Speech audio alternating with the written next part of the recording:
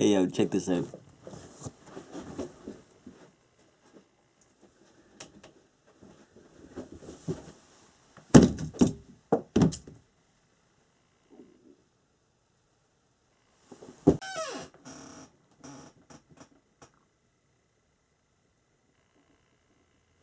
My life is so hard, guys. I just had to trim my mustache with wire cutters in the mirror by myself. I don't have any Asian girlfriends, short Asian girlfriends, to pluck my hairs for me. It's so tough. It's so tough out here. Anyway, I'm getting sidetracked. I'm not here to talk about my grooming routine. I'm here to talk about The Road by Cormac McCarthy. Gotta give a shout out to my coworker Z for lending me this book. This is his personal book, so I'm treating it with much care, of course. Thank you very much. Lending books is a very true form of love. I do think so. Like in Ghost Dog, of course. If you haven't seen Ghost Dog, go watch Ghost Dog. It's got everything. It's got Forrest Whitaker as like a samurai. It's got Italian mafia. It's got quotes from the Hagakure. It's got references to Rashomon. It's so sick. Oh, and the soundtrack is by RZA. Okay, anyway. Back to The Road. So, The Road is a very good book. I did really enjoy The Road. I would say wasn't my favorite. Wasn't like super high up there because I'm just not a huge fan of the post-apocalyptic novels so much. If you don't know what it's about a man and his son who are walking through post-apocalyptic America. Everything's like burned and destroyed. They're like struggling. It's kind of like a Survivor thing, you know, where like they're struggling to find cans of food and like going around with a shopping cart. Yeah, so it's a very bleak novel, very sad, but there's still senses of goodness in it, which I like. It's very simply written, which I think is a good representation of kind of what the man's mind would be going through. Some things I thought were kind of weird. Like, I thought it kind of confusing whose perspective it was from. I feel like it was switching to the boy's perspective sometimes, and then it would be back to the man. So I got kind of confused a couple times. But mostly I really just enjoyed it. It was kind of repetitive sometimes when it's like, it kind of drags on longer than it should, it feel like. Almost like, yeah, okay, again, whoa, they're almost starving again, and then whoa, what's gonna happen next? Like, it's not that exciting, really, but it's a really good book. It's a worthwhile read for sure if you're into the post-apocalyptic kind of novels. And yeah, solid book. Shout out Cormac McCarthy. Yeah, I like the way he writes. He's got some really great quotes in here, which I'll go over later. But that's the end of the no spoiler section. So now I'm spoiling this shit. All right. So a guy like me, right? I love a good world building. I love a well fleshed out backstory. I love my, Lord of the Rings, The Way of Kings, of course. And this book, the whole way through, kind of left me like really questioning, oh man, like what happened to America to make it so just unlivable, completely destroyed? I was really curious the whole time. And he never gives you that back, so he never tells you what happened. But you don't need that. Like, it's a very stripped down book. I still think it could be shorter, but it's a very stripped down book.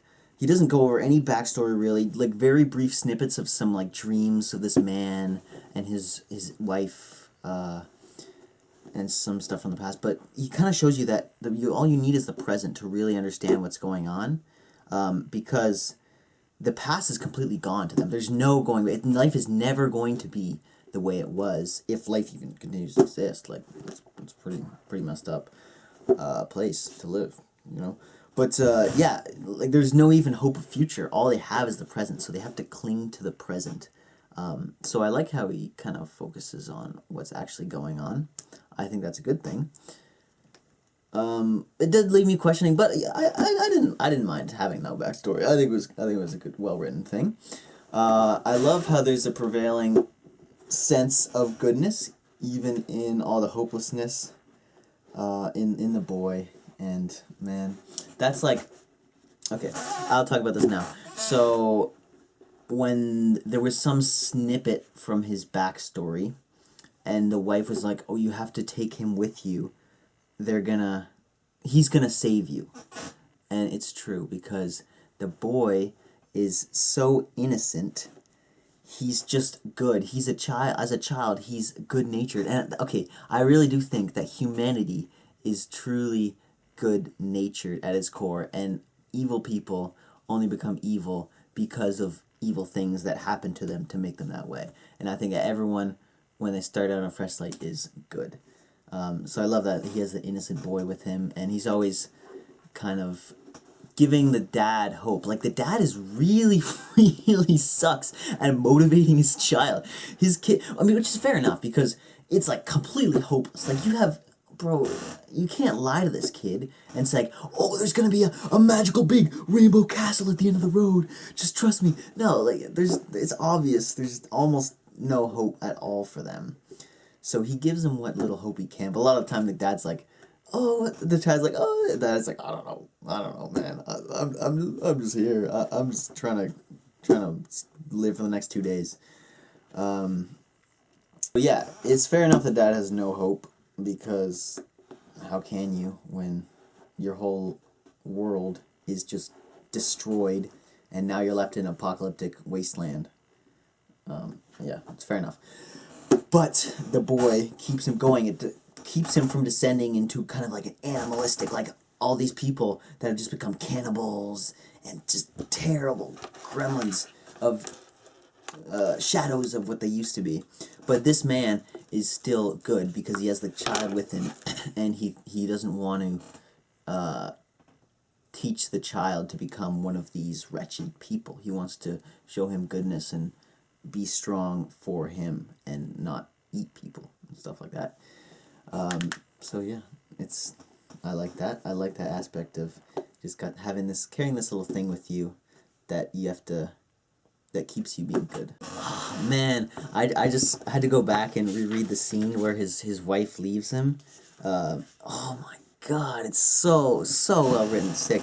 So she's death. Okay, she says death is not a lover. Oh yes, he is. Oh, so sick. And it's true. So what she's saying is like, oh, I have to leave because there's no hope. I can't help you guys. I'm just gonna bring you down. You're strong. You're the man. You have to keep going. You have to keep the boy with you. He's gonna save you. I'm nothing. I just have to die. Like, it's just the end of her story. Death is a really interesting, seen in a very different way in this book, I think, than a lot of the other books I've read. Okay, wait, let me read this first. So, she was gone, and the coldness of it was her final gift. She would do it with a flake of obsidian. He'd taught her himself, sharper than steel. The edge an atom thick. And she was right. There was no argument. The 100 nights they'd sat up debating the pros and cons of self-destruction with the earnestness of philosophers chained to a madhouse wall. Damn. But it's true. She had to go, and there was no point in having a long, drawn-out goodbye. She just had to leave with the cold, harsh reality of the world they live in. Death is just really the end of your road, the end of your story. And for her, it was the end. It was a good place to sign off. And yeah, there was no hope left for her. Only that the only gift which she could give was to not further emburden her husband and child and give them hope to keep going on. And that was the dad's mission, to just carry forward, bring this child to goodness, to safety. And it turned out to, I think, work out. I like that there was a sort of happy ending, even in such a bleak and awful and scary book. There was a nice ending that at least gives you some tiny spark of hope. Even if everything else, it seems pretty much hopeless, but it's nice, it's comforting that hope always keeps going, man. I love hope. Hope is really good. Hope is great. So hope is very prevailing in the book, but even with all the hope, or the small amount of hope, it's still evil is a greatly prevailing and is kind of the most forefront thing that you see in all the scenes. For example, there's the scene where they're in that town and the boy sees a small child, and then he's like, oh, I want to find the child, I want to find the kid. And he doesn't end up finding him. And then they leave. And then the dad says something along the lines of, we saw like a corpse hanging on the way out. That's all the boy remembers now. He doesn't remember any child that was there. And it's kind of sad that he learns to not, the things that stick with him aren't the hopeful things. They're the evil things more than often. But, I don't know, I think in a world of so much evil, the hopeful things should stick out because they're few and far between, and you got to cling to them with everything you have, even if everything else around you seems bleak and empty. You gotta cling to the small little sparkles of faith and goodness that keep you. That's what keeps you going. That's what keeps humans going. You know. I also like the brotherhood between him and the birds. There's a couple scenes where he like sees birds and he's like wish them well. He's like Godspeed. I like that. The life helps life. He just wants life to keep going on. That's what planet Earth is. I don't know, brotherhood between the animals and the humans. You know. But yeah, I'm sure life would go on, even in the story when it's such a bleak thing. I'm sure there'll be some worms or some underground that are gonna create the future generations to rule the earth. You know, life always finds a way. They always have extinction events, so that's the beautiful thing about life and hope is that it always keeps going. It always finds a way. So, of course, the boy is the main force of goodness that's present throughout this novel. I don't know why I said that so fancy, but anyway. The boy has so much hope. He's filled with hope, but he keeps being disappointed by his dad that distrusts others and prioritizes the boy a lot over him. Mainly the distrust of others, which is not without reason, because in such an evil world, you have to be very, very selfish and smart and not gullible, because it's very cutthroat, of course. So, but at the same time, the boy is kind of learning to lose his hope. He's learned helplessness, and I think you have to ration hope. That you can't be always super maximum hopeful that always the best possible thing is going to always happen, because you're going to keep getting disappointed and you're going to learn and you're going to lose that hope, right? So I think you have to be hopeful and faithful, but you got to ration it. You got to be reasonable with it, and when it lets you down, you can't be too upset. But I think that hope is a very, very useful tool, very, very powerful feeling. Very powerful force. I don't know. I don't know what hope is, man, but it's great. I like hope. Okay, time for some quotes. So, first up, this is a weird one. The cold... Okay, he describes the dark as the cold, autistic dark. What does that mean? What? Autistic? Okay, that was a weird one. I don't know what he was on, but anyway. Here's a good one. Just remember that the things you put into your head are there forever. You forget some things, don't you? Oh, okay, that's the boy. This is a dialogue. Yes, you forget what you want to remember, and remember what you want to forget. That's too real, man. I wish I could choose my memories. That'd be really good. But yeah, it's true. You don't want to know everything. I think I've said this before, that ignorance is bliss. And there's some things that you're just better off not knowing, because it's gonna never leave your head. It's gonna always stick with you and you're not gonna be able to forget it. So I think ignorance can be bliss, and being nosy is very bad. Don't be nosy. Okay, another quote. Borrowed time and borrowed world and borrowed eyes with which to sorrow it. It's true. It was they were just put there by God. They came out of nothing, and they return to nothing. Their time is up. I guess the time of humans for this world is just over in that story, you know? It was all temporary anyway. That's why you can't be too upset when things get taken away from you, because everything's a gift, right? I definitely talked about this before, but yeah, be grateful. I mean, you can't. It's pretty hard to be grateful in a book like The Road, but I'm sure they're grateful for the little things that they have. Yeah, I think the less you have, the more grateful you are for the small things that you have, which is why I think it's better to live a life with simple pleasures rather than a life of opulence. You're going to be more happy if you have less, because you're going to appreciate each thing more than if you have so much you can't even keep track of it all. And then when one thing stops working, you get upset. Why is my jacuzzi not hot enough? I think the way to go is a life of simple pleasures. I'm not trying to be the richest man in the world. Screw that, you know. Okay. Oh, also, I wanted to say how horrible it would be to have to take your own child's life. Oh my God, man. And he's constantly, of course he has a plan for this, but oh my God, to bring yourself to do that,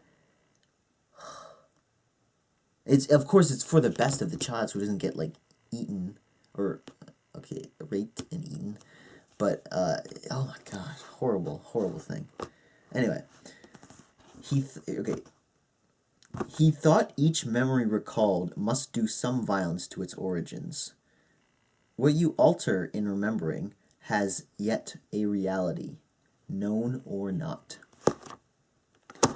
Yeah, I think that's true. That, of course, memories aren't perfect. Your brain is going to make small shifts. Okay, is there an absolute truth? I don't know. But even of different people remembering an event, they're going to remember it differently because they're going to see things in their own way. They're going to make different inferences. They're going to be thinking different things. They're going to focus. They're going to look at different stuff. So, of course, nobody's memory is right. It's just your memory. And it is true that the more time passes, the more different ways you think about it, you're going to start to think in different perspectives, and then the memory stuff is going to start changing. And that's why, again, so important, you got to live in the present and live for the future.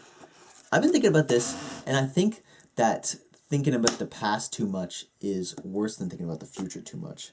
Because, of course, the past is so idealistic, and you want it so badly because you know it, and it was comfortable, and it was happy, and it was warm and safe. But you can't go back there. If you could never go backwards. You always have to go forward and keep growing and changing and doing new things. And while of course I think another bad thing would be to always be thinking about the future and, I want to do this and this and this, but never actually get to it. And yeah, it's bad. But at least you're planning for your future self. If you're thinking about the past too much, it's good to reminisce sometimes, but you really shouldn't live too much in the past. It's really harmful. You don't want to... Oh, plus, what you think about decides...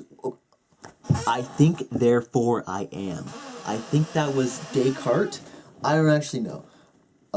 Anyway, it's true. What you think becomes what you are. So at least if you're thinking that you're going to be a great, I don't know, skydiver or mountain climber or runway model or whatever you want to be, then you're going to start to be more like that. But if you're always thinking about your past self, then you're going to revert back into your old ways. So don't do that. You don't want to be your past self. You want to be a better version of yourself. Always trending up. Oh, yeah. Okay, next quote. When your dreams are of some world that never was or never will be, and you are happy again, then you will have given up. The reason this boy has so much hope is because he doesn't know what the world used to be like. All he knows is this bleak, desolate, gray, harsh landscape. And so it's easy for him Or, no, it's hard for him to picture anything better than that because he doesn't know.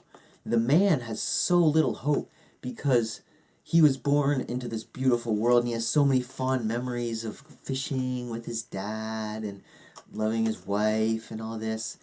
But he knows he will never have that again. It will never go back to the way it was. And the world as it is so much worse than what he used to have. So he's just completely hopeless and distraught. There's no place for him in this new world. But the boy can create a brand new life. The future is his oyster. And he doesn't have anything to base it off of, really. It's a fresh slate. So, yeah, he has hope because he doesn't know anything better. So he can create the better for himself. He can make it what he wants to be. He's used to this horrible, awful world, so he will thrive in it. Okay. Oh, okay. This is when they were walking down the road and they saw a bunch of, like, burned corpses in the middle of the road. It was like the molten asphalt, like, melted them and killed them. And the boy asks, "Why didn't they leave the road?" And the man replies, "They couldn't. Everything was on fire." And I thought this was cool because I think that refers to the whole book, really.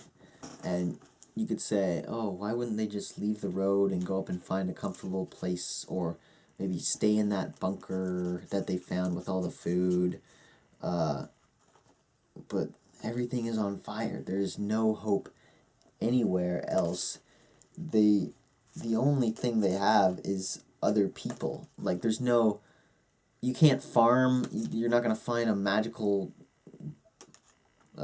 seed. I don't know, beanstalk, magic beanstalk. In the middle of the woods, you know? Like, there's nothing. There's just other people. And your only hope is to find some good people. So they just have to keep walking on the road no matter how much awful things it throws at them. The road is all they have. They just have to keep going until the man eventually drops dead. And who knows what happens to the boy. But... that's up to you to decide. I think it's really cute how the boy picks up on some of the, like, random sayings that the dad has, like, old expressions from the old world. And the boy says, and the dad's like, "Where did you learn that?" He's like, "You said it." You're like, "I don't remember saying that." Like, at one point, the boy's like, "Dad, what are our long-term goals?" He's like, "What the Well, I'm just trying to survive. I'm just trying to make it to tomorrow. What you talking about long-term goals?" It's so funny. So good. Yeah, okay. That is all I have for today. For The Road by Cormac McCarthy. Very good book. Very inevitable book. Of course, the man was going to die. We all knew there was no hope for that guy. But the boy lives on. And the man lives on in the boy's head, which I thought was so sweet at the end, where he's like, "Oh, and I did talk to him. He came back to me." Oh, and that's so sweet. Having a memory of someone and talking to them in your head is not a bad thing. It's love, man. It keeps you going. It gives you whatever keeps you going, whatever keeps you living, whatever keeps you feel warm and comfortable, as long as you're not making it your whole reality and you're not living in some fantasy world. Talking to old friends or dead people in your head, as long as it gives you hope, man. Shout out to hope. Alright, I'm out. Oh my god, okay, I just realized I forgot to do the song of the day. The song of the day is Smokey Joe's La La by Gucci Reen. From the movie Baby Driver, of course, one of the greatest movies of all time. Just give this a shot. I try to never, like, say genres or anything when I do my song recommendations, because just try something new. Just, like, if I say it's rap, you're like, "Oh, I don't like rap." No, man, you gotta like something. Come on, like, there's MF Doom, there's, Tupac versus, like, 21 Savage. Like, there's so many different genres within genres. So just keep an open mind, listen to Smokey Joe's La La. It's pretty awesome.